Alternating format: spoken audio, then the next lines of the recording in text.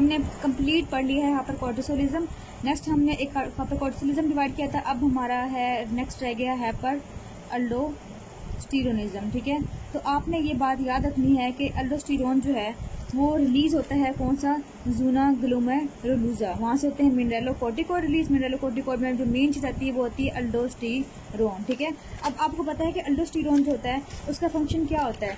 उसका फंक्शन ये होता है कि उसने जाके एक्ट करना है किडनी पे, और किडनी पे कहाँ पे एक्ट करना है, उसने डिस्टल ट्यूब्यूल्स पे। ठीक है, डिस्टल ट्यूब्यूल्स पे एक्ट करना है। वहाँ पे कौन से चैनल्स होते हैं, वहाँ पे होते हैं सोडियम पोटाशियम चैनल होते हैं। ठीक है, इन्होंने क्या करना है, इन्होंने सोडियम, ये सपोज करें ये डक्ट है। ठीक है, तो सोडियम को इन्होंने करना है, अल्डोस्टेरोन ने करवाना है एब्जॉर्ब, और पोटाशियम को करवाना है लॉस। ठीक है, तो पोटाशियम जो है यूरिन के साथ जो है वो एक्सक्रीट आउट हो जाएगा यूरिन के अंदर। ठीक है, तो आप ये बात याद रख लें कि अल्डोस्टेरोन लेवल अगर बॉडी में ज्यादा होगा तो इसने बॉडी में क्या करवाएगा, हाइपरनेट्रीमिया। हाइपरनेट्रीमिया का मतलब ये है कि सोडियम लेवल जो है वो बढ़ गया है और बॉडी में पोटेशियम लेवल कम हो जाएगा, तो हम कहेंगे हाइपोकैलीमिया हो गया है। ये एक सिंपल सी आपको पता होगा। ठीक है, आप पहले पढ़ के आए हैं, तो ये दो इफेक्ट्स तो आ गए ना।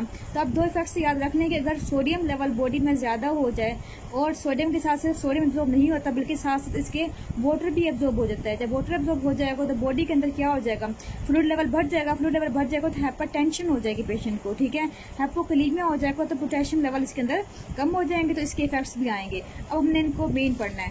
अब है हाइपर अल्डोस्टेरोनिज्म। अब हाइपर अल्डोस्टेरोनिज्म काजेज कौन कौन सी होंगी, हमने इसको दो में डिवाइड किया हुआ है कि इसकी टाइप्स भी कह सकते हैं, कॉजेज भी कह सकते हैं। ये भी हो सकता है प्राइमरी और सेकेंडरी। अब प्राइमरी की कॉज क्या होगी, प्राइमरी कॉज ये है कि अगर जो है अल्डोस्टेरोन खुद प्रोड्यूस करे, हाइपर, ठीक है, खुद प्रोड्यूस करे, एड्रिनल ग्लैंड ग्लैंड खुद प्रोड्यूस करे। एड्रिनल ग्लैंड का कौन सा पार्ट, जोना ग्लोमेरुलुजा वाला, तो इसे हम कहते हैं कि ये हो गया प्राइमरी। और प्राइमरी की कॉज क्या क्या हो सकती है ये हमने पढ़ने। इसकी जो कॉज हो सकती हैं वो हो सकती है इडियोपैथिक, की हमें पता ही नहीं किस वजह से जो है इंक्रीज कर सकते हैं, इडियोपैथिक हो सकती है। सेकेंड जो हो सकती है वो होती है एडिनोकोर्टिकल न्यूप्लाज्म्स। ठीक है, न्यूप्लाज्म्स बहुत इंपॉर्टेंट है इसके अंदर, कोई भी इसका ट्यूमर हो गया है। और थर्ड चीज होती है कि फैमिलियल हो गया है। जो कॉज होती है वो अचानक से कभी भी जो है ना वो सिक्रेशन बढ़ सकती है अल्डोस्टेरोन की। ठीक है, अब अगर हम बात करें कि इडियोपैथिक, तो इडियोपैथिक हमने इसमें कुछ बताया हुआ उन्होंने कि बायलैटरल नोडुलर हाइपरप्लेजिया हो जाता है। इसके अलावा जर्म लाइन म्यूटेशंस भी बताई हुई है इसके अंदर कि कोई भी म्यूटेशन हो सकती है जो कि पोटेशियम चैनल को जो है स्टिमुलेट कर सकते हैं। ठीक है, उसके बाद वो कहते हैं कि एडिनल कोर्टिकल न्यूप्लाज्म जो होते हैं ये भी बहुत इंपॉर्टेंट है इसके अंदर। अगर अलग से कोई भी जो है ना एड्रिनल ग्लैंड का एड्रिनल कॉर्टेक्स का जो है ट्यूमर बन जाए, और कौन सा ट्यूमर बन जाए जो कि स्क्रीट करे हाइपर अल्डोस्टेरोनिज्म सिक्रीशन करवा दे, उसे हम कहते हैं, जो कि आइसोलेटेड सा हो, हम कहते हैं कोन सिंड्रोम। ठीक है, ये कोन सिंड्रोम है, ये इंपॉर्टेंट है इसके अंदर बहुत ज्यादा एमसीक्यूज के लिहाज से भी, एससीक्यूज के लिहाज से भी। अब एडिनोजेनिटल एड्रिनल जो न्यूप्लाज्म्स इसमें कौन कौन से हो सकते हैं, इसमें कोई भी आपका एडिनोमा हो सकता है। ठीक है, और इसके अलावा कोई इडियोपैथिक हाइपरप्लेजिया हो सकता है या फिर कोई कार्सिनोमा वगैरह हो सकता है। ठीक है, अब अगर एड्रिनल कॉर्टेक्स का ऐसा ट्यूमर बन जाए मेनली जो है जोना ग्लोमेरुलुजा के अंदर, कि वो जो है ना सिक्रेशन बढ़ा दे, किसकी, हाइपर अल्डोस्टेरोनिज्म करवा दे, उसे हम कहते हैं कोन सिंड्रोम। ये आइसोलेटेड सा होता है, इस पर कोई भी बाहर की चीज इफेक्ट नहीं कर रही होती है।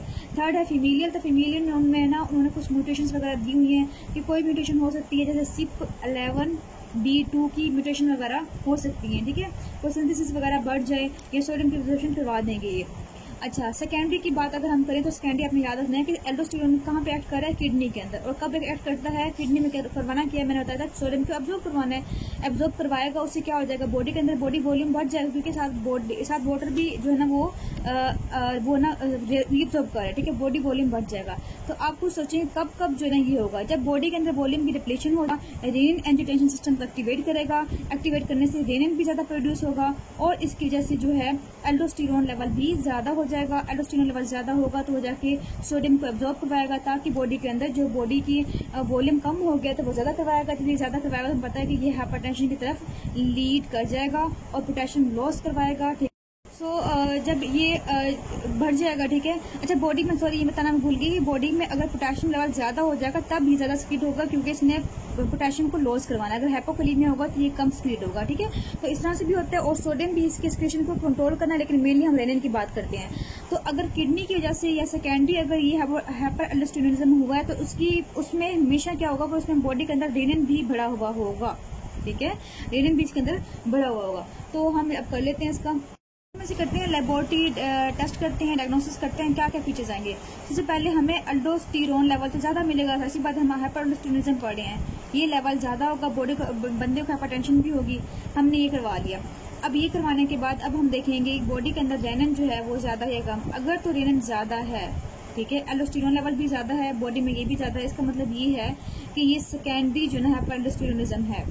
अगर अल्डोस्टेरोन जो है वो ज्यादा है, ठीक है, लेकिन रेनिन जो है वो कम है, इसका मतलब ये है कि अब जो है इसमें प्राइमरी कॉज है, और प्राइमरी कॉज के बाद हम उसे सीटी स्कैन वगैरह कर लेंगे ये चेक करने के लिए कि कोई ट्यूमर तो नहीं है उसका अपना, क्योंकि मोस्ट कॉमन जो होते हैं ना वो ट्यूमर्स ही मोस्टली होते हैं इसके अंदर, ठीक है, तो वो कर लेंगे और इसमें कंफर्म हो जाएगा कि हमारी जो है हाइपरअल्डोस्टेरोनिज्म की कॉज क्या है। अगर हम बात करें इसके क्लिनिकल फीचर्स की तो मैंने आपको तकरीबन बता दी है, और दोबारा मैं रिवाइज कर देती हूँ कि इसमें हाइपरटेंशन होगा, कुशिंग में भी हाइपरटेंशन होती है, इसके अंदर भी हाइपरटेंशन होती है, साथ बहुत इंपॉर्टेंट कि इसके अंदर हाइपोकैलीमिया होगा, ठीक है। अब हाइपोकैलीमिया होगा तो उसमें क्या हो जाएगा, उसमें प्रॉब्लम्स ये आएंगे कि इसमें वीकनेस होगी बॉडी के अंदर, ठीक है, जैसे पोटेशियम लेवल कम होती है तो वीकनेस होती है, इसके अलावा पेरेस्थीसिया, ठीक है, वीकनेस होगी, पेरेस्थीसिया होगा, इसके अलावा जो है व्हील डिस्टर्बेंस भी हो सकती है, फ्रैंक टेक्नी हो सकती है, ठीक है, मतलब टेक्नी बॉडी के अंदर हो सकती है हाइपोकैलीमिया की, जैसे ये आपको पता है। अच्छा जी, हाइपोकैलीमिया की वजह से सारा कुछ हो गया है। इसके अलावा जो है ना नेफ्रोपैथी भी हो सकती है, पॉलीडिप्सिया, पॉलीयूरिया, नोकोरिया वगैरह भी हो सकता है, क्योंकि बॉडी के अंदर सोडियम लेवल बहुत ज्यादा बढ़ गया है, ठीक है, इसकी वजह से नेफ्रोपैथी भी हो सकती है, सही है, ये हो गया। इसके बाद अगर हम बात करें तो अगर हाइपरटेंशन बहुत ज्यादा हो गई है तो ये जाके हार्ट को प्रॉब्लम करेगा, तो कार्डियोवास्कुलर जो है ना वो कम्प्रोमाइज हो जाएगा और वेंट्रिकुलर की हाइपरट्रॉफी भी हो जाएगी। इसके अलावा स्ट्रोक वगैरह, मायोकार्डियल इन्फेक्शन वगैरह भी इसके अंदर हो सकते हैं, ठीक है। तो मेन चीज हाइपोकैलीमिया, हाइपरटेंशन, बस ये चीजें याद रखनी है दो इसके अंदर।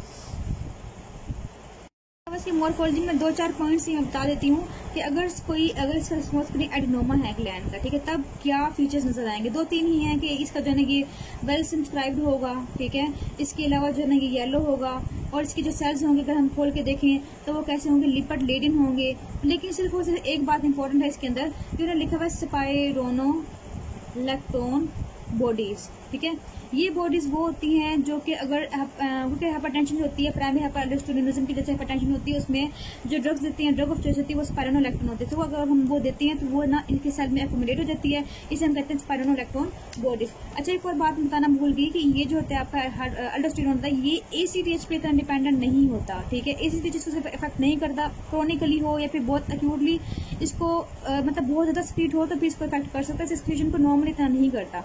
सो इसकी वजह से अगर इसका सपोज करें ये ग्लैंड है, ठीक है, ये आपका कॉर्टेक्स है, ठीक है, और यहाँ पे जो है ना वो ट्यूमर बन गया है, एडिनोमा बन गया है। अब जाहिर सी बात है इसीलिए जो है वो इतना इस पे इफेक्ट नहीं कर रहा। अगर एल्डोस्टेरोन जो है वो बहुत ज्यादा रिलीज भी हो रहा है, बहुत ज्यादा भी हो गया है, तब भी वो इसको स्प्रेस नहीं करता। जब ये स्प्रेस नहीं होगा, ठीक है, तो ये बाकी ग्लैंड जो पार्ट होता है उसको एट्रोफी नहीं करेगा। तो ये बात आपकी बुक में लिखी हुई है, मैंने बता दिया आपको बुक में ना, जैसे मैंने बता दिया कि हाइपरअल्डोस्टेरोनिज्म करवा दिया, हाइपरकोर्टिसोलिज्म करवा लिया, और थर्ड था एडेनोजेनिटल सिंड्रोम था। अब उसे सिंड्रोम क्यों बोलते हैं कि उसकी जो कॉजेज होती है वो बहुत ज्यादा हो सकती है, एक कॉज नहीं होती उसकी, ठीक है। अब होता ये है कि उसको हम कहते हैं कंजेनिटल एड्रिनल हाइपरप्लेजिया भी कहती हैं, ठीक है, साथ उसे एड्रिनोजेनिटल, क्योंकि दोनों चीजें साथ हो रही होती हैं इसलिए एड्रिनोजेनिटल सिंड्रोम भी कहते हैं। अच्छा, इसमें ना दो तीन बातें ही हैं जो आपने याद रखनी है, और कुछ भी याद नहीं रखना कि वो कहते हैं, अगर सपोज करें एक ना सिंथेसिस होती है,